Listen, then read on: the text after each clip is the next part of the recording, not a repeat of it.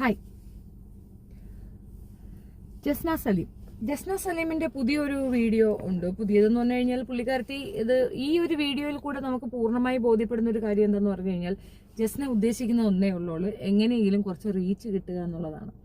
ഇത്രയധികം അലിഗേഷൻസ്, ഇത്രയധികം problem, cyber bullying ഒക്കെ ഏർപ്പെട്ടിരിക്കുന്ന ഒരു സ്ത്രീ ഇങ്ങനെ ഒരു അറ്റംപ്റ്റ് നടത്തുന്ന ഒരു കാരണവശാലും വിശ്വസിക്കാൻ ബുദ്ധിമുട്ടുണ്ട്.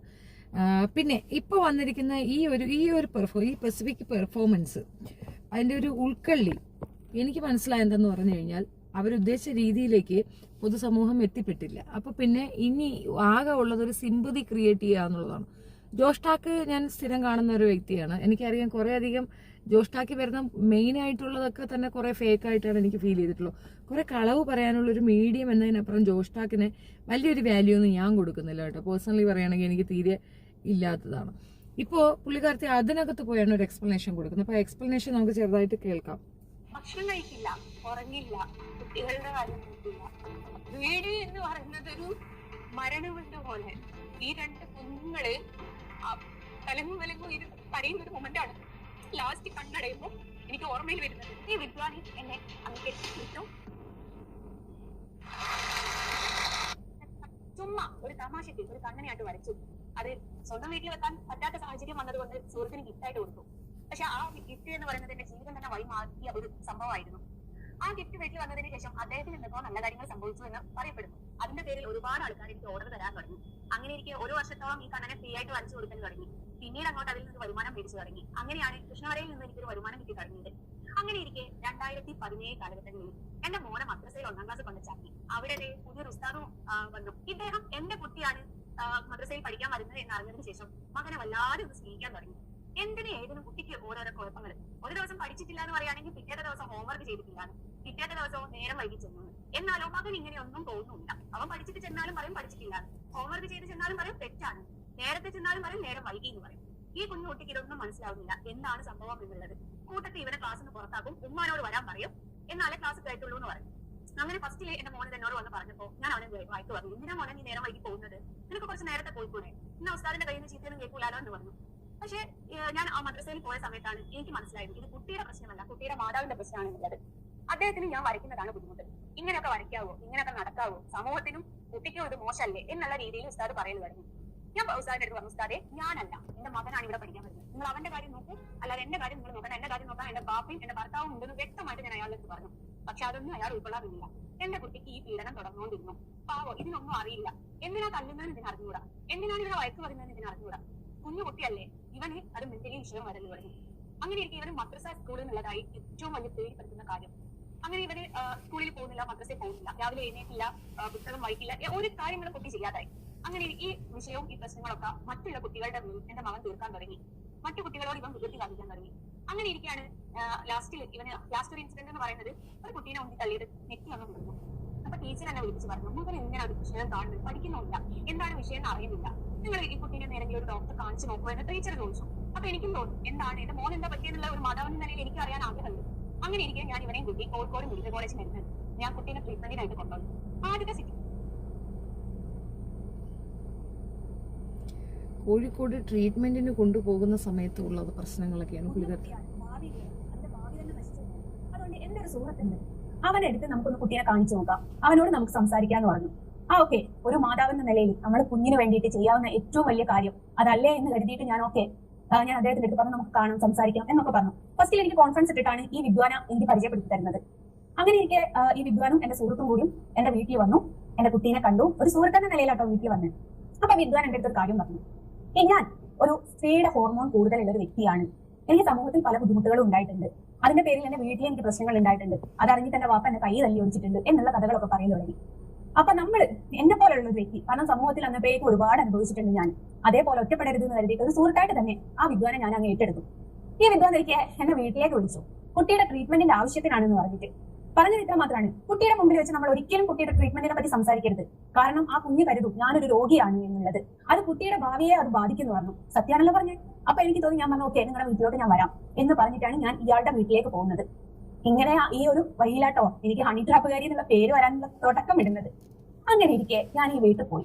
ഈ വിദ്വാന് എന്നെ അങ്ങ് കെട്ടിയിട്ടും ഒരു സമൂഹത്തിൽ ഒരു സ്ത്രീയോട് ചെയ്യാൻ പാടില്ലാത്തത് അവൻ അവിടെ ഇട്ട് എന്നെ കെട്ടിയിട്ട് പേടിപ്പിച്ചു.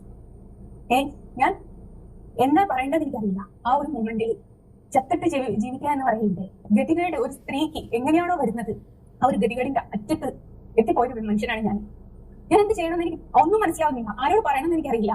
പതറിപ്പോയൊരു നിമിഷമാണ്. സുഹൃത്തിനോട് പറയാൻ പേടി. ഒരു സുഹൃത്ത് മുഖാന്തരം കൊണ്ടുവന്നതാണ്. സുഹൃത്ത് എന്നുള്ള വാക്കിനെ തന്നെ പേടിച്ചൊരു നിമിഷമാണ് ഞാനത്. ഭർത്താവിനോട് പറഞ്ഞൂടെ എന്നുള്ളതായിരിക്കും അടുത്ത ചോദ്യം. എന്റെ ഭർത്താവ് ആ സമയത്ത് ഗൾഫിലായിരുന്നു. എന്റെ ഭർത്താവ് ഗൾഫ് പോയതോ വീട് ജപ്തി നോട്ടീസ് വന്ന സമയത്ത്, ഒരു വഴിയും ഇല്ലാതെ എല്ലാ വഴിയും അടഞ്ഞ സമയത്താണ് ഇദ്ദേഹം ഗൾഫിലേക്ക് യാത്രയാവുന്നത്. അപ്പൊ ഇദ്ദേഹത്തിന്റെ അടുത്ത് ഞാൻ ഈ കാര്യം പറഞ്ഞാൽ ഇദ്ദേഹം നാട്ടിൽ വരുമെന്നും ഇവനെ കൊല്ലുമെന്നും ഞങ്ങൾക്ക് നിൽക്കാൻ ഒരു ഇടമില്ലാതാവുമെന്ന് എനിക്ക് മനസ്സിലായി. അതുകൊണ്ട് ഇദ്ദേഹത്തിനോട് ഞാൻ പറഞ്ഞില്ല. എനിക്ക് ആരോടും പറയാനില്ല. ആകെ പിന്നെ ഞാൻ വഴി കണ്ടു. ഈ വിദ്വാന്റെ ഉമ്മാനായിട്ട് കാണാം. ഈ സ്ത്രീന്റെ അടുത്ത് ഞാൻ പോയി പറഞ്ഞു, നിങ്ങളുടെ മകനാൽ എനിക്ക് ഇങ്ങനെ ഒരു ബുദ്ധിമുട്ടുണ്ടായി. ബുദ്ധിമുട്ടുണ്ടായത് എനിക്ക് കുഴപ്പമില്ല എന്ന് തന്നെ ഞാൻ ആ സ്ത്രീനോട് പറഞ്ഞു. കാരണം എനിക്ക് 2 കുഞ്ഞുങ്ങളുണ്ട്. ഞാൻ ആ കുഞ്ഞുങ്ങൾക്ക് വേണ്ടി ജീവിക്കാം.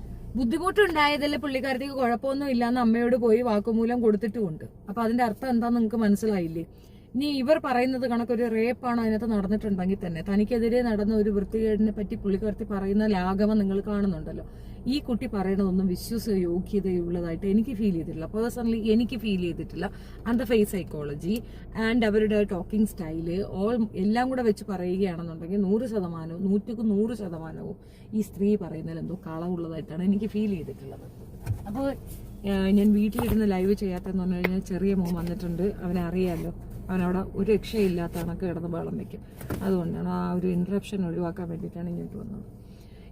ഈ പറഞ്ഞ രീതിയിൽ ഈ ജസ്ന പല പ്രാവശ്യമായി പലയിടങ്ങളിലായി സ്ഥാപിച്ചെടുക്കാൻ ശ്രമിക്കുന്ന ഒരു കാര്യം, താൻ ഡീസന്റ് ആണ്, തനിക്ക് വേറെ ഇതൊന്നുമില്ല, താൻ ഇതിനകത്തൊന്നും ഇൻവോൾവ്ഡ് അല്ല എന്നുള്ളതാണ്. ഇനിയുള്ള കഥയാണ് കുറച്ചുകൂടെ നമ്മൾ വിജിലന്റ് ആയി കേൾക്കേണ്ടത് കേട്ടോ. എന്നെ ഇനി മുമ്പോട്ട് ഉപദ്രവിക്കാതിരിക്കാൻ നിങ്ങൾ എന്തെങ്കിലും ഒരു സഹായം ചെയ്യണമെന്നാണ് ഞാൻ ആ സ്ത്രീന്റെ അടുത്ത് പറഞ്ഞത്. ആ സ്ത്രീ എന്നോട് പറഞ്ഞു, എന്റെ മകൻ 16 വയസ്സ് തൊട്ടിട്ട് മെന്റൽ ട്രീറ്റ്മെന്റിലാണ്, എനിക്കൊന്നും. ആ സ്ത്രീയോട് അങ്ങനെ പോയി പറയേണ്ട കാര്യം എന്തുവാ? മുൻപോട്ട് എന്തിനാ ഉപദ്രവിക്കുന്നത്? അവിടെയാണ് അയണീത്തി. പുള്ളിക്കാരൻ്റെ കയ്യിൽ ഇവരുടെ വീഡിയോസൊക്കെ ഉണ്ടെന്ന്. അതായത് ചെറിയ ഒരു ചെറുതെന്നല്ല, വലിയ രീതിയിലൊരു ബലാത്സംഗം മാത്രമാണ് എങ്കിൽ ഇവർ മറ്റുള്ളവരോട് ഇവരെ പറ്റി പരാതി പറയാം. പ്രത്യേകിച്ച് ഭർത്താവിൻ്റെ അടുത്തോ കുടുംബത്തിലോ, ഇപ്പോൾ ഒരു ആങ്ങളയുണ്ട് ആ ചെക്കൻ്റെ അടുത്തോ, അല്ലെങ്കിൽ ഇതിന് ഇടനിലക്കാരനായി നിന്ന കൂട്ടുകാരൻ്റെ അടുത്തോ പോലീസിൻ്റെ അടുത്തോ ഒന്നും ഇവൾ ഇൻഫോർമേഷൻ കൊടുത്തിട്ടില്ല. ചെറുക്കൻ്റെ ഉമ്മ അടുത്ത് മാത്രം പോയി പറഞ്ഞേക്കുന്നെന്ന്. എന്ന് വെച്ചാൽ റേപ്പ് അവൾക്ക് പ്രശ്നമില്ല, പക്ഷേ അതിൽ എടുത്ത വീഡിയോസാണ് പ്രശ്നം. അപ്പോൾ ആ പ്രശ്നം മനസ്സിലുണ്ട്. പക്ഷെ ആ കാര്യം ഉമ്മയോട് മാത്രമാണ് പറഞ്ഞത്. അപ്പോൾ അതിനകത്ത് ഒരു കള്ളം നിങ്ങൾക്ക് വ്യക്തമല്ലേ? അവളെ റേപ്പ് ചെയ്തത് അവൾക്ക് കംപ്ലൈന്റ് ഇല്ല എന്ന് അവൾ അമ്മയോട് പറഞ്ഞിട്ടുണ്ട്. അപ്പോൾ റേപ്പിൽ അവൾക്ക് കംപ്ലൈന്റ് ഇല്ല, ശരി. ഇനി അഥവാ കംപ്ലൈന്റ് ഉണ്ടെങ്കിൽ തന്നെ അവൾ റിയാക്ട് ചെയ്യേണ്ട വിധം ഇതാണോ? അവളുടെ പ്രശ്നം ഇവളുടെ ഫോട്ടോസ്, അതായത് സെക്സ് ചെയ്യുന്ന ഫോട്ടോ, ഇവർ തമ്മിൽ ചെയ്യുന്ന ഫോട്ടോ വീഡിയോസ് അവന്റെ കയ്യിലുണ്ടെന്നും അത് വെച്ച് അവനെ പേടിപ്പിക്കുന്നുണ്ടെന്നുമാണ് പുള്ളിക്കാരത്തി പറഞ്ഞു വരുന്നത് കേട്ടോ. Who is this Jasna? കൃഷ്ണഭക്തയില്ലേ? ചെയ്യാൻ പറ്റില്ല. അങ്ങനെ എനിക്ക് ഇവന്റെ ഉപദ്രവം കൂടി വന്നു. ഇവന്റെ കയ്യിൽ എന്റെ വീഡിയോസ് ഉണ്ട് എന്ന് പറഞ്ഞു. നീ പുറത്ത് കിട്ടോ, കാരണം അത് എനിക്ക് ഏറ്റവും നല്ല കാര്യമാണ്, നിന്നെ പുറത്ത് കൊണ്ടുവരാനുള്ള എനിക്ക് ഏറ്റവും വലിയ കാര്യമാണ്. അപ്പൊ എന്നോട് പറഞ്ഞു, ജസ്റ്റ് അങ്ങനെയൊക്കെ തെറ്റി, എന്റെ ഫേസ് കാണൂല, പക്ഷെ നിന്റെ ശരീരത്തിന്റെ ഓരോ ഭാഗവും ഞാൻ വ്യക്തമായിട്ട് കാണിക്കുന്നു. ഒരു സ്ത്രീ എന്ന നിലയിൽ ജസ്നാനില്ല, ലോകത്ത് ആർക്കും നമ്മുടെ ശരീരഭാഗം മറ്റൊരാൾ കാണുക എന്ന് പറയുന്നത് കുറച്ച് ബുദ്ധിമുട്ടുള്ള കാര്യമാണ്. അങ്ങനെ എനിക്ക് ഇവൻ എന്റെ വീട്ടിൽ കയറി വരൽ തുടങ്ങി, എന്റെ കുഞ്ഞുങ്ങളെ ഉപദ്രവിക്കൽ തുടങ്ങി, എന്നോട് പൈസ ചോദിക്കൽ തുടങ്ങി. ഗതി കെട്ടിട്ടാണ് ഞാൻ ഇവന് നേരെ പോലീസ് സ്റ്റേഷനിൽ പരാതി കൊടുക്കുന്നത്. ഞാൻ മാത്രമല്ല സുഹൃത്തുക്കളെ, പല സ്ത്രീകളുടെയും കുടുംബം ഇവൻ നശിപ്പിച്ചിട്ടുണ്ട്. 1, 2, 3 കേസല്ല ഇവന്റെ പേരിലുള്ളത്. പല കുടുംബങ്ങളും ഇവൻ കാരണം നശിച്ചു പോയിട്ടുണ്ട്. ഇവന് പൈസ ഉണ്ട്, ഇറക്കാൻ ആളുണ്ട്. എന്റെ ഫാമിലി എന്ന് പറയുന്നത് ഇത് കേട്ടപ്പം മുമ്പേ പറഞ്ഞുകൂടായിരുന്നു എന്ന് മാത്രമേ ചോദിച്ചിട്ടുള്ളൂ. ഞാൻ കരുതിയത് ഇവരാരും എന്നെ സപ്പോർട്ട് ചെയ്യില്ല എന്നാണ്. എന്റെ ഭർത്താവാണെങ്കിൽ എന്റെ വാപ്പയാണെങ്കിൽ ഇത് മുമ്പേ പറഞ്ഞു, നിനക്ക് ഇതിന് നിയമത്തിന്റെ വഴിയിൽ മുമ്പേ പോയിട്ട് ഇവനെ നിയമത്തിന്റെ മുമ്പിലേക്ക് കൊണ്ടുവന്നുകൂടായിരുന്നു എന്ന് ചോദിച്ചു. ഫാമിലിന്റെയും എന്റെ ഭർത്താവിന്റെയും എന്റെ കുഞ്ഞുങ്ങളുടെയും ഒരൊറ്റ സപ്പോർട്ട് കൊണ്ടാണ് തിരിച്ചൊരു ലൈഫിലേക്ക് ഞാൻ വന്നത്. കാരണം ആ ഒരു അവസ്ഥയിൽ കയറിപ്പോയ ഒരു വ്യക്തിക്ക് ആ ഒരു മൊമെന്റ് നമുക്ക് പറഞ്ഞു കൊടുക്കാൻ പറ്റൂല.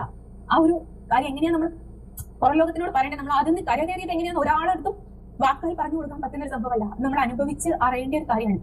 അങ്ങനെ ഇരിക്കെ ഇവന്റെ കോടതി ഇവന് വെറുതെ വിട്ടു. തെളിവുകളില്ല എന്ന് പറഞ്ഞ് വെറുതെ വിട്ടു. കാരണം മൊഴി പറഞ്ഞവര്, സാക്ഷി പറഞ്ഞവർ വരെ അന്ന് മൊഴി മാറ്റി പറഞ്ഞു. ഞാൻ ആ വീട്ടിലേക്ക് കയറി പോകുന്ന കണ്ട സ്ത്രീ വരെ കണ്ടില്ല എന്ന് പറഞ്ഞു. കോടതിക്ക് തെളിവാണ് വേണ്ടത്, തെളിവില്ല എന്ന് പറഞ്ഞു. കോടതിക്ക് തെളിവ് തന്നെയാണ് വേണ്ടത്, 100%. കോടതി തെളിവില്ലെങ്കിൽ ഒരു കാര്യം എടുക്കത്തില്ല, ദൂരെ എറിയുന്നുള്ളത് വാസ്തവം തന്നെയാണ്. നിങ്ങൾ സെക്ഷൽ ഇൻട്രാക്ഷൻ നടത്തിയിട്ടില്ലേ? അതായത് സെക്ഷൽ ഇന്റർകോഴ്സ് നടത്തിയിട്ടില്ലേ? നീ എൻ്റെ വീഡിയോ കാണുമെന്നുള്ളത് എനിക്കറിയാം. എന്തിനാടി ഇങ്ങനെ കള്ളം പറയുന്നത്? എന്തിനാ ഇത്തരം പൊട്ടത്തരങ്ങളും കള്ളത്തരങ്ങളും പറഞ്ഞ് ഇങ്ങനെ സ്വയം, അതായത് നിനക്കൊരു ബോധമുണ്ട്, നിന്റെ ബോധമണ്ഡലമാണ് ബാക്കി സമൂഹത്തിലുള്ള എല്ലാവർക്കും ഒന്നൊരു തെറ്റിദ്ധാരണ നിനക്കുണ്ട്. അങ്ങനെയല്ല, എല്ലാവർക്കും അതേ ബോധമണ്ഡലം അല്ല, അത് മനസ്സിലാക്കിക്കൊള്ളു. പറയുന്ന കള്ളം കൃത്യമായി മനസ്സിലാക്കാനുള്ള ബോധമുണ്ട്. ഇങ്ങനെ ഒരു റേപ്പ് നടത്തിയ വ്യക്തിക്കെതിരെ ഒരു കേസ് കൊടുത്തു കഴിഞ്ഞാൽ ആദ്യത്തെ എൻക്വയറി എന്തായിരിക്കും എന്നറിയോ? അവരെ ഫിസിക്കൽ ടെസ്റ്റ് നടത്തും, സെക്ഷൽ ഇന്ററാക്ഷൻ നടന്നിട്ടുണ്ടോ ഇല്ലയോ എന്നുള്ളത് കൃത്യമായി പരിശോധിക്കും. അങ്ങനെ ഒരു സംഗതി നടന്നിട്ടുണ്ടെന്ന് കൃത്യമായ തെളിവുണ്ടെങ്കിൽ വെറുതെ വിടത്തില്ല. ഇയാളെ വെറുതെ വിട്ടിട്ടുണ്ടെങ്കിൽ ഇവൾ പറഞ്ഞ അലിഗേഷൻ ഫേക്ക് ആണ് എന്ന് തന്നെയാണ് അർത്ഥം. മനസ്സിലായോ? അതായത് പെണ്ണിന്റെ വാക്മൊഴിയിൽ തന്നെ ഒരു കേസ് എടുത്താൽ പെണ്ണിനെ ബയോളജിക്കലി ടെസ്റ്റ് ചെയ്യും. അതിനകത്ത് റേപ്പ് ഉണ്ടായിരിക്കണം, ഉണ്ടെങ്കിൽ അവനെ കൊന്നാലും പുറത്തു കൊടുത്തില്ല. അത് തന്നെയാണ് തെളിവ്. ദാറ്റ് ഈസ് കോൾഡ് തെളിവ്. ആ തെളിവില്ല അവളുടെ ശരീരത്തിൽ. ഈ നമ്മുടെ വിദേശ രാജ്യത്തൊക്കെ കുറച്ചുകൂടെ ഫോർവേഡഡ് ആണ്. അയാളുടെ ഈ വിയർപ്പിന്റെ ഒരു അംശം നമ്മുടെ ദേഹത്തുണ്ടെങ്കിൽ പോലും DNA മുഖാന്തരം അത് തെളിയിക്കപ്പെടും. അത്രയ്ക്ക് തീവ്രമാണ് അവിടുത്തെയൊക്കെ സെക്ഷൻസ്. പക്ഷെ അതിനേക്കാൾ ഭീകരമായിട്ട് ഇവിടെ എടുക്കുന്നുണ്ട്.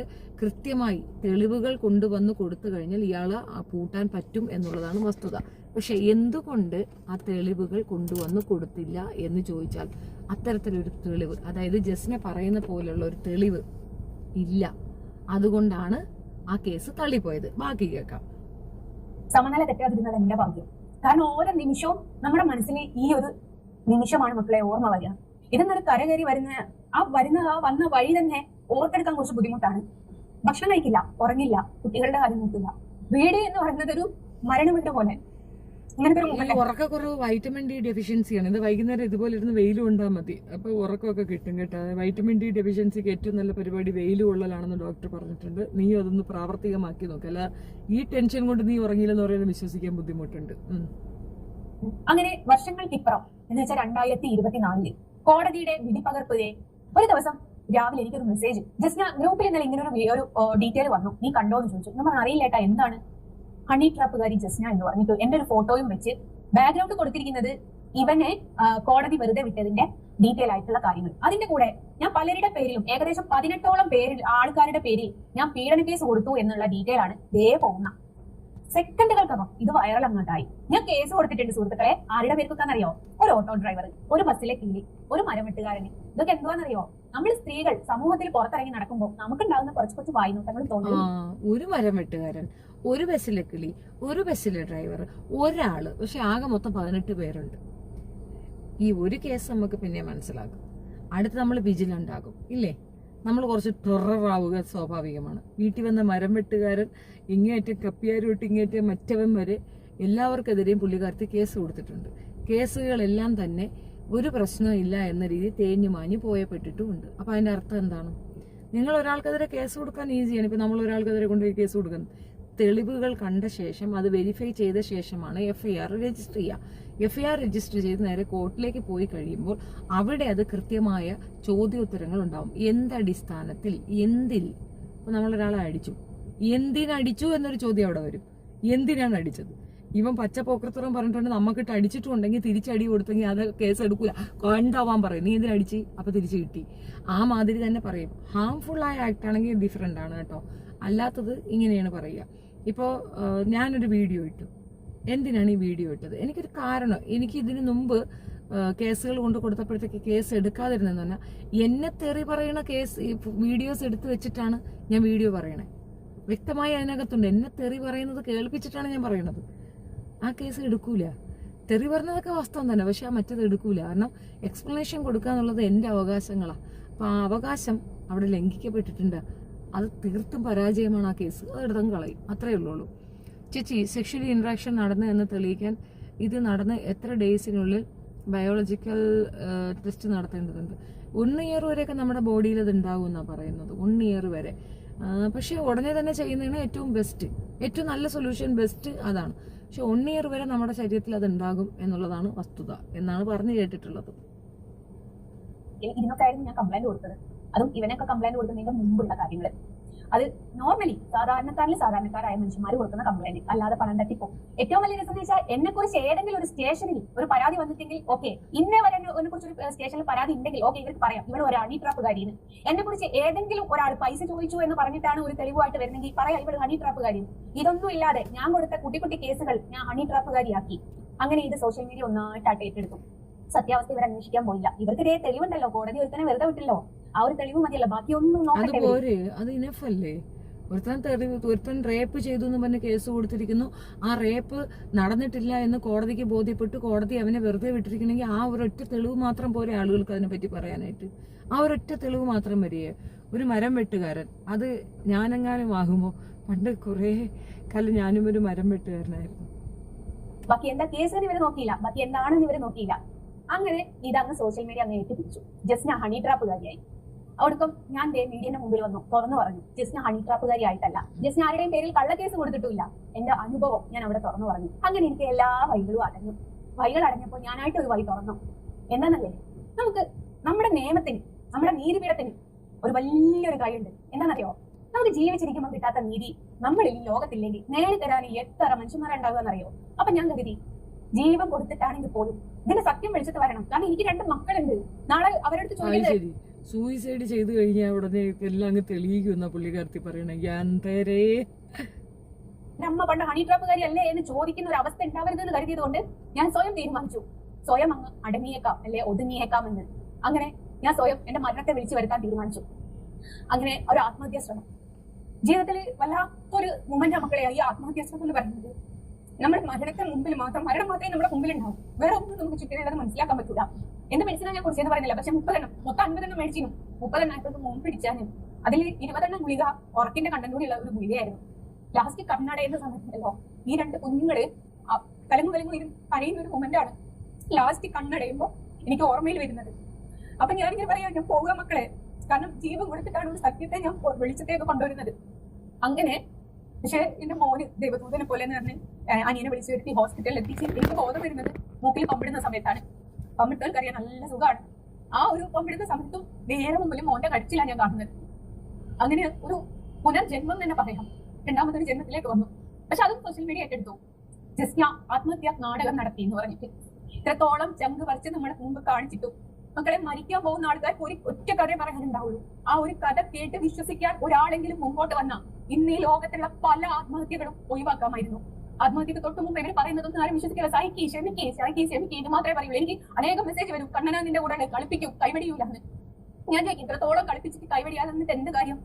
അങ്ങനെ എനിക്ക് പുനർജന്മത്തിലേക്ക് റിക്കവറായിട്ട് വന്നു.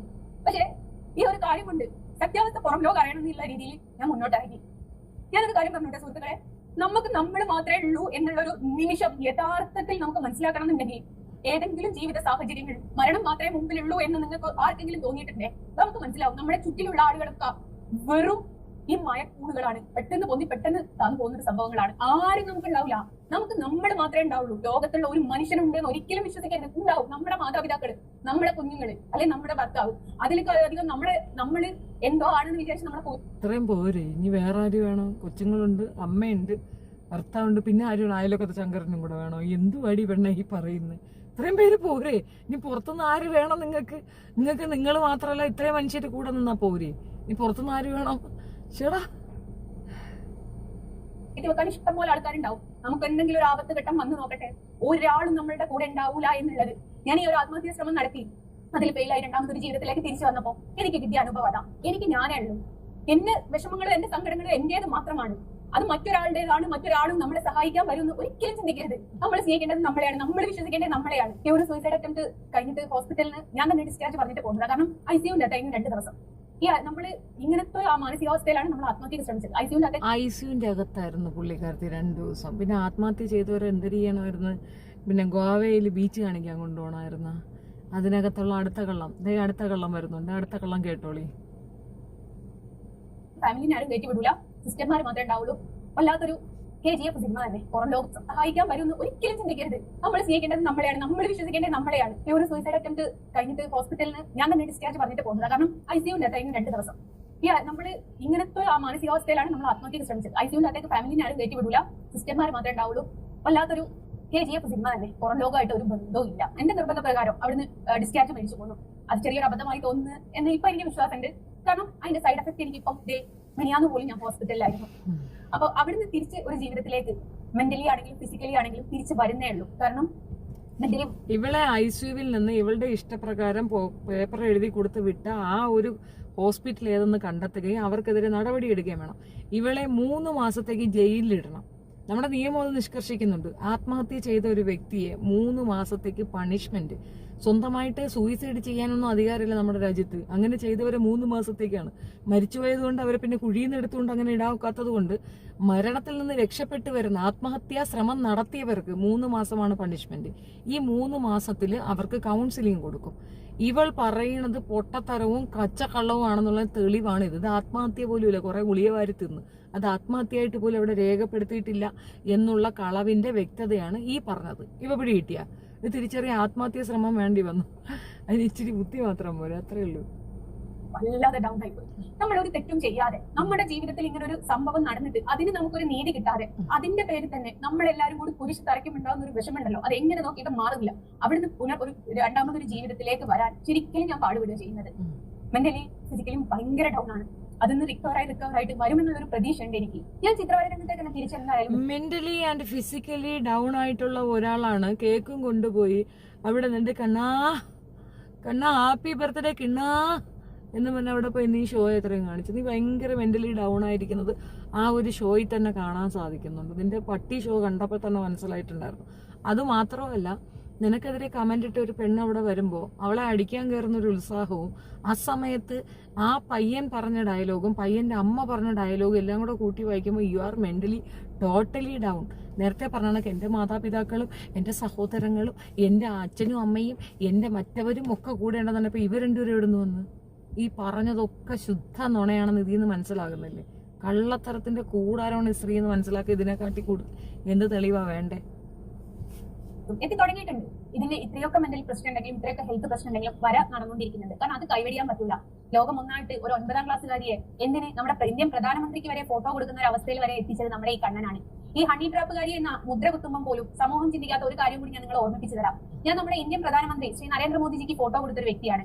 എനിക്ക് എന്തെങ്കിലും ഒരു ബാഡ് ഇമേജ് എവിടെയെങ്കിലും ഉണ്ടായിരുന്നെങ്കിൽ SPG-കാര് നരേന്ദ്രമോദിജിന്റെ നരേന്ദ്രമോദിക്ക് നീ ഫോട്ടോ കൊടുക്കാൻ നീ ഹണി ട്രാപ്പുകാരിയാണോ അല്ലേന്ന് അവർ അന്വേഷിച്ച്. അങ്ങനെ ഒരു ഗുണാണ്ടർ ഉണ്ടായിരുന്നു അതിനകത്തല്ലേ? അത് നമുക്ക് അറിയത്തില്ലായിരുന്നു. എന്നാൽ അല്ലയോ മഹത്ത് വ്യക്തി, ഒരു കാര്യം പറഞ്ഞു തരാം. താങ്കൾ പറ്റിച്ചതും പറ്റിക്കാൻ ഉദ്ദേശിച്ചതും RSSകാർ തന്നെയാണ്. RSSകാരിൽ കുറെ മണ്ടന്മാരുള്ളത് കൊണ്ട് മാത്രമാണ് താങ്കൾക്ക് അങ്ങനെ ഒരു ആക്സസ് കിട്ടിയത്. അല്ല വെച്ചാൽ തങ്ങളുടെ ഈ പേക്കൂത്ത് അത് നെഗ്ലക്ട് ചെയ്യേണ്ട വിധത്തിൽ തന്നെ നെഗ്ലക്ട് ചെയ്യേണ്ട ഒരു അവസ്ഥയുണ്ട്.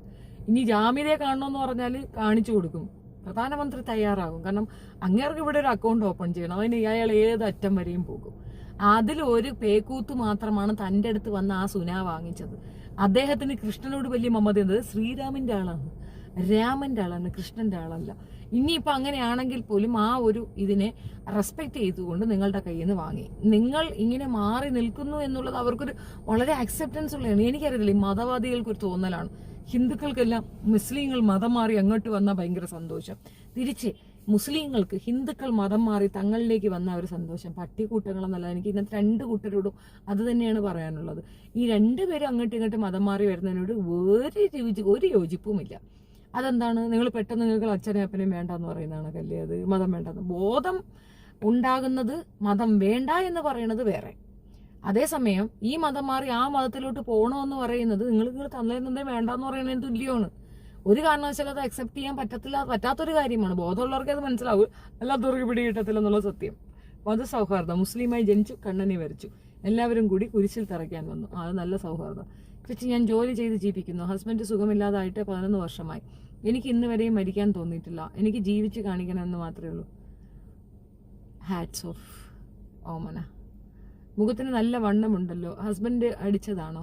അതെയല്ലോ. നിന്റെ വീട്ടിൽ നിന്റെ ഉമ്മായ നിന്റെ വാപ്പ അടിക്കുന്നതാണൊക്കെ നീ നിന്റെ കെട്ടിയോളം അടിക്കുന്നതാണൊക്കെ ഒക്കെ എൻ്റെ വീട്ടിൽ അങ്ങനെ ഒരു അടിയോ ബഹളോ ഉണ്ടാകാൻ ചാൻസ് ഉണ്ടെന്ന് ചിന്തിച്ച നിനക്ക് എൻ്റെ നടുവിരൽ നമസ്കാരം. ഇത് തിരിച്ചറിയാൻ ആത്മഹത്യ ചെയ്യണം. അപ്പോൾ ഇനി ബാക്കി കേൾക്കാം.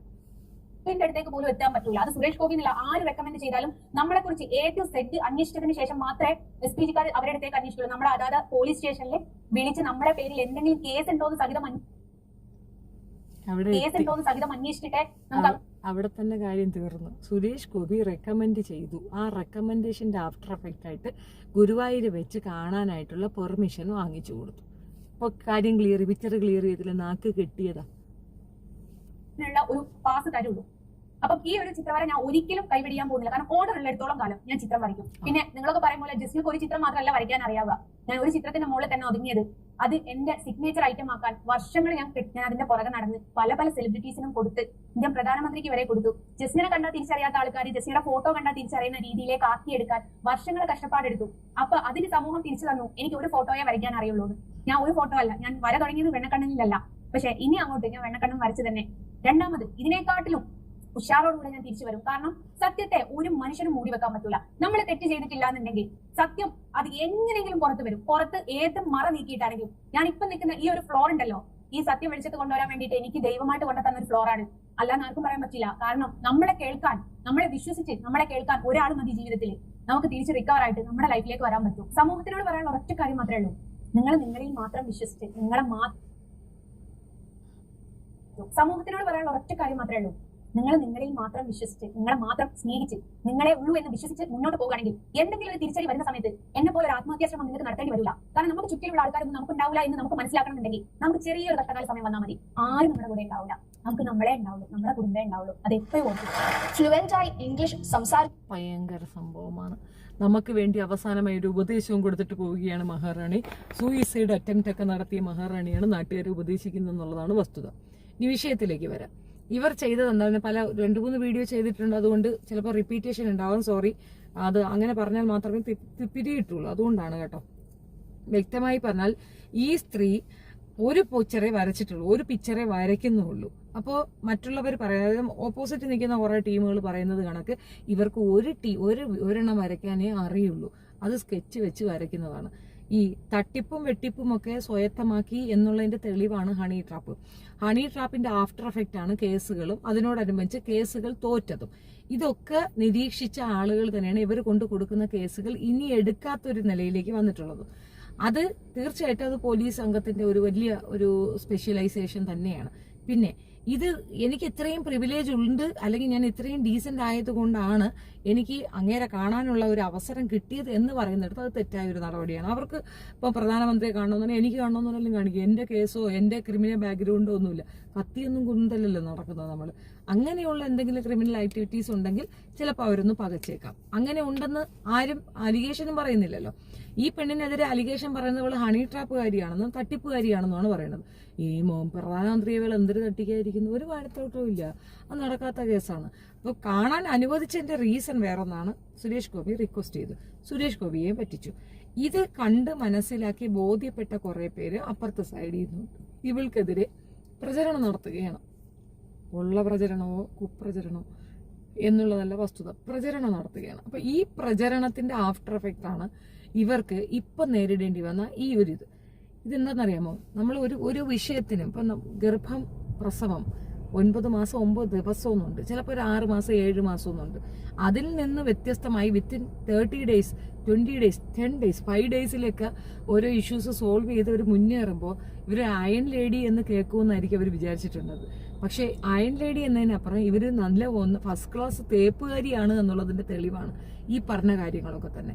ഇവർ ഈ ജോഷ് ടാക്സി വന്ന് ഇത് പറഞ്ഞപ്പോൾ തന്നെ എനിക്ക് മനസ്സിലായത്, എനിക്കൊരു കൺഫ്യൂഷൻ ഉണ്ടായിരുന്നു. അത് മുമ്പ് കേട്ടിരുന്നു ഒരു പറഞ്ഞ് ഇങ്ങനെ ഒരു സ്റ്റോറി ഉണ്ടെന്നുള്ളത്. പക്ഷെ അതിന്റെ യഥാർത്ഥ ബോധത്തോടുകൂടി അവർ തന്നെ പറയുമ്പോൾ നമുക്കതെടുത്ത് വെച്ച് പറയാമല്ലോ. അതില് ഈ സ്ത്രീക്ക് പരിചയമുള്ള ഒരാളെ പരിചയപ്പെടുത്തി കൊടുക്കുകയാണ്, ഡോക്ടറാണെന്ന് പറഞ്ഞിട്ട്. ഇവരതങ്ങോട്ട് വിശ്വസിക്കുകയാണ്. ഡോക്ടർ ബോർഡില്ല, ഡോക്ടറിന്റെ യാതൊരു ഇതുമില്ല, ഒന്നുമില്ല. അയാളെ വിശ്വസിക്കുന്നു, അയാളുടെ വീട്ടിൽ പോകുന്നു, അയാൾ സെക്ഷുവലി അബ്യൂസ് ചെയ്യുന്നു. ഈ പെങ്കുച്ചിനെ കൊണ്ട് ഒന്നും സാധിച്ചില്ല കേട്ടോ. ഒരുത്തൻ അങ്ങോട്ട് അവന്റെ വീട്ടിനകത്തേക്ക് വിളിച്ചപ്പോൾ ഇവളങ്ങോട്ട് അകത്തേക്ക് ചെന്നു, കതവ് മൂടപ്പെട്ടു, ഒന്നും ചെയ്തിട്ടില്ല. അഥവാ അവന്റെ കയ്യിൽ ഇവളുടെ വീഡിയോസ് ഉണ്ടെങ്കിൽ പോലും ആ വീഡിയോസ് എന്ന് പറയുന്ന സാധനത്തിൽ ഇവൾ മൽപ്പിടുത്തം നടത്തേണ്ടത് കാണത്തില്ലേ? സ്വാഭാവികമായിട്ട് ഇത് പബ്ലിഷ് ആയാൽ പോലും മൽപ്പിടുത്തത്തിനൊരു ഇതുണ്ടാവില്ല. അപ്പം അതിനകത്ത് ആ വീഡിയോ പബ്ലിഷ് ആക്കും എന്ന് പറയപ്പെടുന്ന വീഡിയോ ഉണ്ട് എന്ന് ഇവർ അവകാശപ്പെടുന്ന സാധനം വാസ്തവത്തിൽ പരസ്പര പൂരകമായി പരസ്പരം ഇഷ്ടത്തോടു കൂടി ചെയ്തതായിരിക്കും. ഇവർ കൊടുത്ത കേസ് നിലനിൽക്കാനും അയാളെ അറസ്റ്റ് ചെയ്യാനും അല്ലെങ്കിൽ അയാൾക്കെതിരെ കേസ് എടുക്കാനും ഉണ്ടായ കാരണം ഇവർ തമ്മിൽ സെക്ഷൽ കോണ്ടാക്ട് ഉണ്ട് എന്ന് മനസ്സിലാക്കിക്കൊണ്ട് തന്നെ ആയിരിക്കും. അത് കോടതിയിൽ അയാൾ തെളിയിച്ചിട്ടുണ്ടാവും. എങ്ങനെ? പരസ്പരം ഉഭയകക്ഷി സമ്മതപ്രകാരം നടത്തിയ സെക്ഷൽ കോണ്ടാക്ട് ആണ്, അല്ലാതെ ഇതിനകത്ത് മറ്റൊന്നില്ല എന്നുള്ളത്. പിന്നെ നമ്മളുടെയൊക്കെ മുൻപിൽ അവതരിപ്പിക്കുന്ന കണക്ക് ഹസ്ബൻഡിനെയും കസിനെയും ഒക്കെ അവതരിപ്പിക്കുന്ന ഇവർക്ക് പോലീസിന്റെ അടുത്ത് ഇതൊക്കെ മാറ്റി പിടിക്കേണ്ടി വരും. എല്ലായിടത്തൊന്നും പോലീസ് ഒന്നും ഇക്കാര്യമൊന്നും പറയാനൊന്നും സാധ്യതയും കുറവാണ്. ഇപ്പോഴത്തെ വിഷയം ഇതൊന്നുമല്ല. കണ്ണൻ എന്ന് പറയുന്ന ഒരു വികാരം അല്ലെങ്കിൽ ആളുകളുടെ ഒരു വിഭാഗം ജനതയുടെ വികാരത്തിനെ വെച്ചുകൊണ്ട് സമ്പാദിക്കുന്നു. ഇതിനെ നമുക്കെതിരായിട്ട് പറയാനും നമുക്ക് സാധിക്കത്തില്ല. കാരണം ഇവിടെ പലരും ഭക്തിമാർഗത്തിൽ കൂടിയാണ് സമ്പാദിക്കുന്നത്. പക്ഷെ ഇവിടെ ആ കുട്ടി അങ്ങനെ ചെയ്യുന്നത് തെറ്റെന്ന് പറയാൻ നമ്മൾക്ക് പറ്റില്ല. എനിക്കും സാധിക്കും, ആർക്കും പറ്റത്തില്ല. നമ്മളുടെ അവകാശങ്ങളാണ്. നമുക്കിപ്പോൾ അമ്പലത്തിൽ പോകണമെന്നേ പോവാം, കണ്ണൻ വരയ്ക്കണോ വരയ്ക്കാം, ഒരു കുഴപ്പമില്ല. പക്ഷെ 2 പേർ തമ്മിലുള്ള പ്രശ്നം, അതായത് 2 മതവിഭാഗങ്ങൾ തമ്മിലുള്ള പ്രശ്നം, അതാണ് ഇവിടെ ഹൈലൈറ്റ് ചെയ്യുന്നത്. പുള്ളിക്കാരത്തി ഫേമസ് ആവാൻ ആദ്യം ഉപയോഗിച്ചത് ഉസ്താദിനെയാണ്. ഉസ്താദ് മകനെ ഇൻസൾട്ട് ചെയ്തു. ഉസ്താദ് മകനെ ഉപദ്രവിച്ചതിന്റെ ആഫ്റ്റർ എഫക്റ്റ് ആണ് കുട്ടിക്ക് ഇങ്ങനെ ഒരു ഇഷ്യൂ ഉണ്ടായത് എന്ന് പറയുന്നുണ്ട്. ഇത് സത്യം പറഞ്ഞാൽ ബാലാവകാശ കമ്മീഷനിലേക്ക് നമ്മളൊരു നോട്ട് എഴുതിയിട്ടാലും അവിടെ നാള് വരും അന്വേഷിച്ച്. അവരിടണ്ട, നമ്മളിട്ടാലും മതി. കുഞ്ഞിനെ കൗൺസിലിങ്ങിന് അവർ വിധേയമാക്കും. ട്രീറ്റ്മെന്റ് കൊണ്ട് ഓടണ്ട. കുഞ്ഞിനെ അവർ തന്നെ സെക്യൂർ ആക്കും. 3 വയസ്സ് വരെയാണ് കുഞ്ഞിന്റെ ഉത്തരവാദിത്വം നമുക്ക് തരിക. അത് കഴിഞ്ഞത് ഗവൺമെന്റ് കുഞ്ഞാ, ഈ രാജ്യത്തെ പൗരനാണ്. ആ കുട്ടിയുടെ ഫുൾ ഉത്തരവാദിത്വം ഗവൺമെന്റ് എടുക്കും. നിങ്ങൾ റീസെന്റ് കണ്ട ഒരുപാട് ഈ ഉസ്താദ് കുണ്ടന്മാരുടെ കേസുകളൊക്കെ തന്നെ കണ്ടുപിടിച്ചത് മാതാപിതാക്കളല്ല, ടീച്ചേഴ്സ് അല്ല, കൗൺസിലിംഗ് ഏർപ്പാടാക്കി സ്കൂൾ തലങ്ങളിൽ കുഞ്ഞുങ്ങളെ വിളിച്ചിരുത്തി സംസാരിക്കുന്ന ഒരു രീതി ഉണ്ടായിരുന്നു. അവരുടെ ഇന്റൻഷൻ കുട്ടികൾ വീട്ടിൽ സുരക്ഷിതരാണോ ഇല്ലയോ എന്നറിയാൻ വേണ്ടിയിട്ടാണ്. പക്ഷെ മിക്ക മുസ്ലിം കുട്ടികളും ഇൻഡിക്കേറ്റ് ചെയ്ത് മുഴുക്ക ഉസ്താദന്മാർക്കെതിരെയാണ്. അങ്ങനെയാണ് മെജോറിറ്റി ആയിട്ടുള്ള താടി വെച്ച കള്ളന്മാർ കാഫറുകളെ പിടിച്ചുകൊണ്ട് പോയത് പോലീസ്. ആക്ഷനും ഉണ്ടായിട്ടുണ്ട്. അതിനെ എതിർത്ത് മുൻ കാലഘട്ടങ്ങളിലാണെങ്കിൽ ഒരു ഉസ്താദിനെതിരെ ഇങ്ങനെ ഒരു അലിഗേഷൻ വന്ന ഉസ്താദിനെ പ്രൊട്ടക്ട് ചെയ്യാൻ നാട്ടിലെ പ്രമാണികൾ മുഴുക്ക മുലക്കച്ചയും കെട്ടി ഇറങ്ങുമായിരുന്നു. ഇന്നിപ്പോൾ അത് നടക്കത്തില്ല. പോലീസ് ശക്തമായ തീരുമാനങ്ങൾ എടുത്ത് ഉറച്ചു നിന്നു. അതുകൊണ്ട് ശിക്ഷയുണ്ടായി. ഇവക്ക് എന്താണ് അങ്ങനെ ഒരു നിയമം മനസ്സിലാകാതെ പോയത്? ഇവളുടെ മകന് വേണ്ടിയിട്ട് അത് ചെയ്യാതെ പോയത് എന്താണ്? ഇവൾ പോയി പെട്ടുകൊടുത്തു, ഇവളെ റേപ്പ് ചെയ്തു, പിന്നെ അയാൾക്കെതിരെ കേസായി. അപ്പൊ ഈ കുഞ്ഞിന്റെ കാര്യം പിന്നെ പറയുന്നത്, കുഞ്ഞ് സെക്യൂർ ആണോ? ഇത്രയും മാനസിക വിഭ്രാന്തിയുള്ള ഒരു മകൻ കൂടെ ഉള്ളപ്പോൾ ആ കുട്ടീനെ അങ്ങോട്ട് ഉപേക്ഷിച്ച ശേഷം പുള്ളിക്കാരത്തി സൂയിസൈഡിന് ശ്രമിക്കുകയാണ്. ഇതൊന്നും വിശ്വാസയോഗ്യതയുള്ള നുണകളല്ല. വിശ്വസിക്കാൻ പറ്റുന്ന കുറെ അധികം നുണകൾ നീ കണ്ടെത്തി പറഞ്ഞാൽ ഞാൻ ഉൾപ്പെടെ വിശ്വസിക്കാൻ തയ്യാറാണ്. ഈ സ്ത്രീ നല്ല കച്ചവടക്കാരിയാണ്, ശുദ്ധ കച്ചവടക്കാരിയാണ്. അവളുടെ കച്ചവട തന്ത്രത്തിൽ ഒന്നാണ് ഇസ്ലാം മതവിഭാഗങ്ങളെ അറ്റാക്ക് ചെയ്യാനുള്ള ആഹ്വാനം കൊടുക്കുന്ന രീതിയിലുള്ള ഒരു സാധനം അങ്ങോട്ട് എടുത്തിട്ടത്. പള്ളിയിലെ ഉസ്താദ് വീട്ടുകാര്യങ്ങൾ നോക്കി കുട്ടികളെ തല്ലുന്നു? ഒരിക്കലും ഇല്ല. അങ്ങനെ എന്തെങ്കിലും ചെയ്താൽ അയാളുടെ പണി തെറിക്കും എന്നുള്ള ബോധം അയാൾക്കുണ്ട്. ഈ പൊട്ടൻ ഉസ്താദാണെങ്കിൽ പോലും സെക്ഷൽ അസാൾട്ട് അത് ഞാൻ സമ്മതിച്ചു കൊടുക്കും. പക്ഷെ വീട്ടിലെ കാര്യങ്ങൾ മനസ്സിലാക്കി വെച്ചിട്ട് ഉസ്താദ് പറയുമെന്ന് എനിക്ക് തോന്നില്ല. തുച്ഛമായ മണിക്കൂർ മാത്രമാണ് കാലത്തെ നമുക്ക് ഉസ്താദിന്റെ മുമ്പിൽ കിട്ടിയ 1 മണിക്കൂർ. അതിനുള്ളിൽ നമ്മൾ ട്യൂഷനിലേക്ക് പോകണം, പിന്നെ സ്കൂളിലേക്ക് പോകണം. കാലത്ത് 6 മണിക്കോ 7 മണിക്കോ പോയാൽ 8 മണിക്ക് അവിടെ നിന്ന് ഇറങ്ങണം. ഒറ്റ മണിക്കൂർ എത്രയോ കുട്ടികൾക്കിടയിലാണുള്ളത്. സെക്ഷൽ അസാൾട്ട് അതിൻ്റെ ഇടയിൽ കൂടെ ആണ്. പിടിയോ വലിയോ ഞോണ്ടല്ലോ ഒക്കെ നടന്നു. അല്ലാതെ ഇത്തരത്തിലുണ്ടാവത്തില്ല. പഠിച്ചില്ലെങ്കിൽ ഉസ്താദ് വല്ലതും പറയും. സ്ട്രിക്റ്റ് അല്ല, അങ്ങനെ ഒരു സ്ട്രിക്റ്റ് ഒന്നുമില്ല. ഇനി ഇത് നിർബന്ധമാക്കപ്പെട്ട ഒരു ചടങ്ങുമല്ല. കൊച്ചിനെ ഉസ്താദ് അങ്ങനെ ഇൻസൾട്ട് ചെയ്യുന്നുണ്ടെങ്കിൽ വിടാതിരുന്നൂടെ? വിടണ്ട. നിനക്കും വേണ്ടല്ലോ മതം. നിനക്ക് മതം വേണമെന്നുണ്ടെങ്കിൽ നീ മതത്തിനെ ഇൻസൾട്ട് ചെയ്തുകൊണ്ട് ഉണ്ടാക്കാന്ന് നീ വിചാരിക്കില്ലല്ലോ. പിന്നെ നിനക്ക് ഇതാണ് തൊഴിലെന്ന് പറയുമ്പോൾ, ആരോഗ്യസ്ഥിതി പൂർണ്ണമായി ഉള്ള ഒരു സ്ത്രീക്ക് എന്തെല്ലാം തൊഴിൽ ചെയ്യാടേ? ഏതെല്ലാം തൊഴിലുകൾ ചെയ്യാം? കല മാത്രമേ നീ ചെയ്യുള്ളൂ പറയുമ്പോൾ അതിനകത്തുണ്ട് നിന്റെ കള്ളത്തരം. കുഞ്ഞുങ്ങളെ വളർത്താൻ ഒരുപാട് മാതൃകകൾ നമുക്ക് മുന്നോട്ട് കാണിക്കാൻ പറ്റും. ഒത്തിരി അമ്മമാർ കഷ്ടപ്പെട്ട് കുട്ടികളെ വളർത്തുന്നുണ്ട്. ഭർത്താവ് മരിച്ചുപോയ, ഭർത്താവ് ഉപേക്ഷിക്കപ്പെട്ട, അങ്ങനെ ഭർത്താവ് ചവിട്ടി അരച്ച് സ്വർണവും സർവത്രവും നശിപ്പിച്ചിട്ട് റോഡിലേക്ക് ഇറക്കി വിട്ട അമ്മമാർ പോലും കുഞ്ഞുങ്ങളെ ചേർത്ത് പിടിച്ചുകൊണ്ട് വീട്ടു ജോലിയെങ്കിലും ചെയ്തിട്ടാണെങ്കിലും എന്ത് ജോലി ചെയ്തിട്ടാണെങ്കിലും സെക്ഷൽ വർക്കാണെങ്കിലും സെക്സ് വർക്കാണെങ്കിൽ പോലും കുഞ്ഞുങ്ങളെ വളർത്തുന്നുണ്ട്. അതിന് വേണ്ടിയിട്ടാണെന്നുള്ള പറയണ്ട. നിന്റെ ഹസ്ബൻഡ് ജീവിച്ചിരിപ്പുണ്ട്, നിന്റെ ഹസ്ബൻഡ് സപ്പോർട്ടീവാണ്, നിന്റെ ഹസ്ബൻഡ് ജപ്തി നടപടികൾ തീർക്കാൻ വേണ്ടി ഗൾഫിലേക്ക് പോയിരിക്കുകയാണ്. ഇതൊക്കെ കൂടെ വെച്ച് നോക്കുമ്പോൾ മാച്ചപ്പ് അല്ല, ഇതൊന്നും അങ്ങോട്ട് സെറ്റ് അല്ല. അതുകൊണ്ടാണ് ഇതിനെതിരെ പറയേണ്ടി വരുന്നത്. പിന്നെ നിങ്ങളുടെ പേഴ്സണൽ ചോയ്സാണ്. കണ്ണനെ വരയ്ക്കണമെന്നും കണ്ണനെ കാണാൻ പോകണമെന്നും കണ്ണനെ തൂക്കി തലയിൽ വെക്കണമെന്നൊക്കെ ഉള്ളതൊക്കെ നിങ്ങളുടെ പേഴ്സണൽ ചോയ്സാണ്. പക്ഷെ നിങ്ങൾ ഈ തലയിൽ തട്ടവും ഇട്ടുകൊണ്ട് കാണിക്കുന്ന ഈ പ്രഹസനം നിങ്ങൾക്ക് കുറച്ച് റീച്ച് കിട്ടും. നിങ്ങളെ സൈബർ ബുള്ളിങ് ചെയ്തെന്ന് പറഞ്ഞിട്ട് നിങ്ങൾ കേസ് കൊടുക്കുന്നുണ്ട്.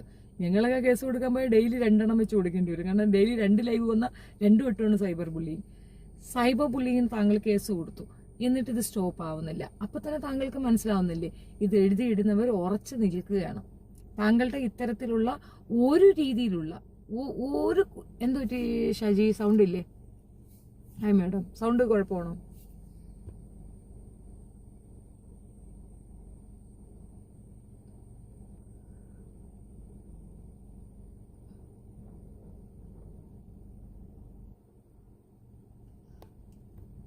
സൗണ്ട് കേൾക്കുന്നില്ല, ഒന്ന് എഴുതിയിടോ.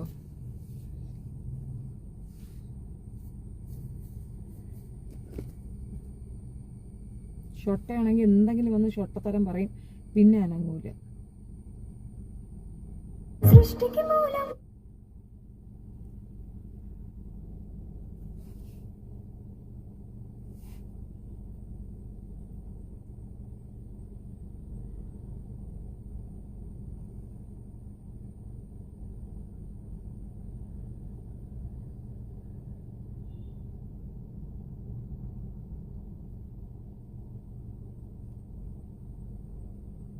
ഇപ്പൊ കേൾക്കാമോ? ഇപ്പൊ പറയണ കേൾക്കാമോ?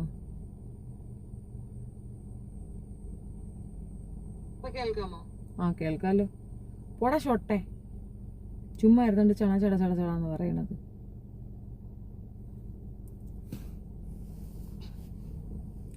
ലൈക്ക് അടിക്കുക. എന്തിനാ ക്ലർത്തൂസ് ലൈക്ക്? എനിക്ക് ലൈക്കൊന്നും വേണ്ട, കേൾക്കാം. സോ അതാണ് പോയിന്റ്.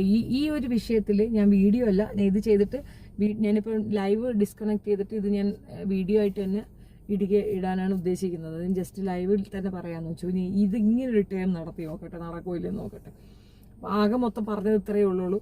ഈ പെങ്കൊച്ചിനെ സപ്പോർട്ട് ചെയ്യാൻ നടക്കുന്ന കുറേ, ഞാൻ എൻ്റെ ഫേസ്ബുക്കിൽ ഞാൻ ഇതിന് വേണ്ടിയിട്ട് പോസ്റ്റ് ഇട്ടപ്പോൾ കുറേയധികം പേര് വന്നിട്ട് ഞങ്ങളുടെ മതവിശ്വാസം എങ്ങനെയാണ്, മറ്റുള്ളവർ വന്ന് കയറുന്നുണ്ട്, ഞങ്ങൾക്ക് ബുദ്ധിമുട്ടില്ല, എന്നെ ഗുരുവായൂർ ശുദ്ധികലശം വെച്ചിരിക്കുന്ന എന്തിനാ, ശബരിമല ശുദ്ധികലശം വെച്ചിരിക്കുന്ന എന്തിനാ, ചുമ്മാ ഇരുട്ടുകൊണ്ട് ഓട്ടടയ്ക്കാൻ നിൽക്കേണ്ട. ഈ പെൺകുട്ടിയെ ഉപയോഗിച്ചുകൊണ്ട് മുസ്ലിങ്ങളെ അപമാനിക്കാൻ വേണ്ടിയിട്ടുള്ള ശ്രമം ഈ RSSന്റെ ഭാഗത്തുനിന്ന് ഉണ്ടായിട്ടുണ്ട്.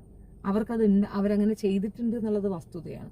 പക്ഷെ അത് ഇവര് മൈൻഡ് ചെയ്യാൻ പോവാത്തടത്ത് ഇവർ തോറ്റുപോയി. ഇവര് വിചാരിച്ചെന്താണെന്നറിയാമോ, ഈ പെങ്കൊച്ചിനെ വെച്ചിട്ട് കുറച്ചുകൂടെ ഇവരെ അങ്ങോട്ട് അറമാദിക്കാം, ഇൻസൾട്ട് ചെയ്യാന്ന്.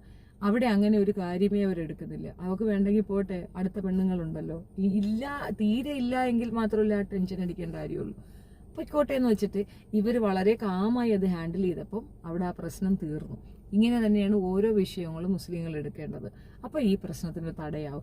ഇവരങ്ങോട്ട് പ്രൊവോക്ക് ചെയ്യുമ്പോൾ തുള്ളിച്ചാടിക്കൊണ്ട് ഇറങ്ങുന്നത് കൊണ്ടാണ് അവർക്ക് വെട്ടാൻ, നമ്മൾ വടി വെട്ടി അവരെ കയ്യിലേക്ക് കൊടുക്കുന്നത് പോലെ ഒരു രീതിയായി പോകുന്നത്. സോ അത് നന്നായിട്ട് വിജിലൻ്റായി നമ്മൾ പെരുമാറി കഴിഞ്ഞാൽ ആ പ്രശ്നം അവിടെ തീരുമെന്നുള്ളതാണ്. ചുമ്മാ ഇരിക്കട്ടെ ലൈക്ക് വേണ്ടടാ, എന്തിനാ ഇപ്പോൾ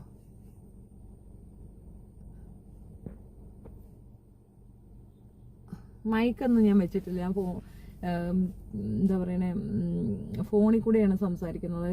സൗണ്ട് കേൾക്കാൻ ചിലപ്പോൾ ഇച്ചിരി കുറവായിരിക്കും, എന്നാലും കേൾക്കാൻ പറ്റും. സോ നിങ്ങളുടെ അഭിപ്രായം നിങ്ങൾ കമൻറ്റിൽ പറഞ്ഞാൽ. ഇതിനകത്തല്ല ഞാൻ ഇത് വീഡിയോ ആയിട്ട് ഇടാനായിട്ട് ഉദ്ദേശിക്കുന്നത്. ഇപ്പോൾ അവരിപ്പോൾ ജോഷ് ടാക്സിൽ ഇത് സംസാരിക്കേണ്ട ഒരു ആവശ്യം വന്നതിൻ്റെ റീസൺ, മെനങ്ങാന്നൊക്കെ വീണ്ടും കത്തി കയറി നിന്നിരുന്നു. കുറേ പേര് അതിന് അഗൻസ്റ്റായിട്ട് പറഞ്ഞു. പിന്നെ അമ്പലത്തിൽ കിടന്ന് ഷോ കാണിച്ചു, അമ്പലത്തിൽ അടിയുണ്ടാക്കി. അതും അവരുടെ ഭാഗത്താണ് ന്യായമെങ്കിൽ പോലും ആളുകൾ അത് മറ്റൊരു രീതിയിലാണ് കണക്കാക്കുന്നതിൻ്റെ റീസൺ ഓൺ പോയിന്റ് എന്ന് പറയുന്ന ഫേസ്ബുക്ക് പേജിലെ ഒരു പെണ്ണാണ് ഇവർക്കെതിരെ കമന്റ് ഇട്ടത്. ഒരിക്കലും ആ കമന്റ് ശരിയാണെന്ന് ഞാൻ പറയത്തില്ല. കമന്റ് ഭയങ്കര പടുമോശമായിപ്പോയി. അവരുടെ പേഴ്സണൽ ചോയ്സാണ്. അവർ ആർക്കൊപ്പം ജീവിക്കണം, ആർക്കൊപ്പം ജീവിക്കണം എന്നുള്ളത് ഒരു വ്യക്തിയുടെ പേഴ്സണൽ ചോയ്സാണ്. അതിനെ കളിയാക്കിക്കൊണ്ട് ഒരുത്തി കമന്റ് ഇടേണ്ട ഒരു കാര്യവും ഉണ്ടായിരുന്നില്ല. കമന്റ് വളരെ റോങ് ആണ്. പക്ഷേ അവരവിടെ കയ്യോടെ കിട്ടിയപ്പം കൊണ്ടുപോയി സ്റ്റേഷനിൽ കൊടുക്കുകയാണ് വേണ്ടത്. കേസ് കൊടുത്ത് അവരെ അകത്താക്കാനുള്ള ശ്രമമാണ് നടക്കേണ്ടത്. അല്ലാതെ അവിടെ കിടന്നുകൊണ്ട് പട്ടി ഷോ കാണിക്കാൻ പോരുന്നത്. കാരണം അവിടെ വന്നവരാരും ഗുണ്ടായിസത്തിനോ വഴക്കിനോ വന്നവരല്ല. ഗുരുവായൂരപ്പനെ കാണാൻ വന്നവർ ഗുരുവായൂരപ്പനെ കാണാനുള്ള അവസ്ഥ ഉണ്ടാക്കി കൊടുക്കുന്നതിന് പകരം അവിടെ കിടന്ന് തല്ലും പിടിയും ഒച്ചപ്പാടും ഉണ്ടാക്കിയ ജസ്ന തെറ്റുകാരി തന്നെയാണ്. പിന്നെ എനിക്ക് എൻ്റെ ഗുരുവായൂരപ്പനെ കാണാനുള്ള അവസരം ഉണ്ടാക്കി തരണം. ഓരോ പോയിന്റ് ബൈ പോയിന്റിലും ഈ സ്ത്രീ പറയുന്നതിൽ നിന്ന് ഒരുപാട് കാര്യങ്ങൾ ഒരുപാട് കാര്യങ്ങൾ ഈ ഹിന്ദു മതത്തിന് എഗൻസ്റ്റ് ആയിട്ട് സംസാരിക്കുന്നുണ്ട്. ഹിന്ദുക്കൾക്ക് വിളക്ക് വയ്ക്കാൻ പഠിപ്പിച്ചു കൊടുത്ത ഇവളാണെന്നാണ് ഒരു കാര്യം പറയുന്നത്. ഇപ്പൊ പറയണത് ഞാൻ ഇനി അങ്ങോട്ട് വരികയില്ല, ഞാൻ കയറി അയിത്തമായി നിങ്ങൾ കേൾക്കണ്ട. അടുത്ത വാക്ക് 2 ദിവസങ്ങളിൽ 2 ദിവസം ഓക്കെ 2 ദിവസത്തിൽ 2 പ്രാവശ്യം, വർഷത്തിൽ 2 പ്രാവശ്യം എനിക്കിതൊന്ന് കാണാൻ, എനിക്ക് കൃഷ്ണനെ കാണാനുള്ള ഒരു അവസരം വേണമെന്നാ പറയുന്നത്. ആകെ മൊത്തം മൊത്തത്തിൽ കൺഫ്യൂഷൻ ആക്കിക്കൊണ്ടാണ് ഈ സ്ത്രീ നടക്കുന്നതെന്ന് മാത്രമാണ് എനിക്ക് വ്യക്തമാക്കിയത്. അത്രയേ ഉള്ളൂ. And that's my point. അപ്പം ശരി, വീണ്ടും പുതിയൊരു വീഡിയോയുമായിട്ട് വീണ്ടും കാണാം വൈകുന്നേരം. തൽക്കാലം എത്രയേ ഉള്ളൂ. Bye bye.